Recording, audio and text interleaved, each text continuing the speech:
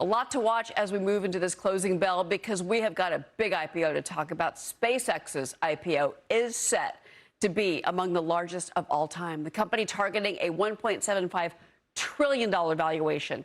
Elon Musk has discussed setting aside 30% of the company's 555 million new issuance shares for retail investors. According to SpaceX's IPO filing, it's allocating the retail portion of its IPO shares to clients of Morgan Stanley's E-Trade, Fidelity, Schwab, Robinhood, and then SoFi. Some investors are already hunting for companies with SpaceX exposure. And today's Countdown closer says that he's going to take the shares, but the stock could see some turbulence post-IPO. That's the question. Let's bring in the Fitz-Gerald Group principal, Keith Fitz-Gerald. I mean, there's so much buzz about an IPO like this. The general question always becomes, is this the right IPO for the retail investor? What do you say? Well, I say it's going to be right for a lot of people. It's going to create unparalleled amounts of wealth. The problem is what happens immediately after it goes public. You know, that's the real dilemma. I think that we're going to see some extraordinary volatility given the amount of money involved. Well, look, Elon Musk has been, from reports, very, very hands-on in this. And again, reaching out to that retail investor, because a lot of these fans of his have been fans of the stocks. And I'm assuming that he wants those people to stay in the stock and stay invested in the company. 1.75 trillion is a valuation, Keith. What do you make of that number? And do you think that it's a little lofty? Well, I tell you what, I'm one of those investors, so I'm thrilled to hear his comments because I've loved this company for a long time and I'm fortunate to own shares. Probably not enough. But do I think the valuation is justified and accurate? Yeah, it probably is.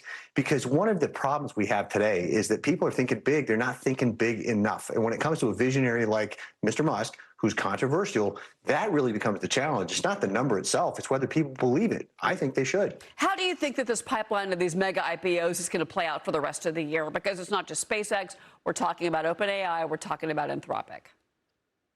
Well, that's a great question, and this is where it actually gets dicey because the amount of attention that's going to be brought on to comparatively few companies is going to produce a concentration that we've never seen in human history.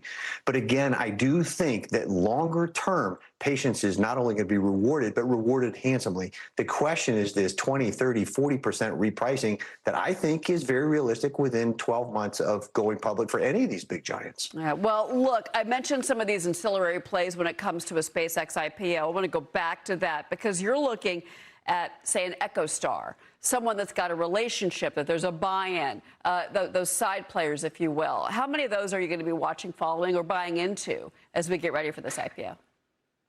Well, buying probably not very many. Watching as many as I can get my hands on, because what that's going to tell me is where is the money hunting? And what I'm looking for is the dividing line between the big institutional players and the retail investors to whom Mr. Musk has so generously allotted shares. I want folks that are going straight for the IPO because that's going to be consistent, not the stuff that's going around the edges because that's a bet more akin to Vegas.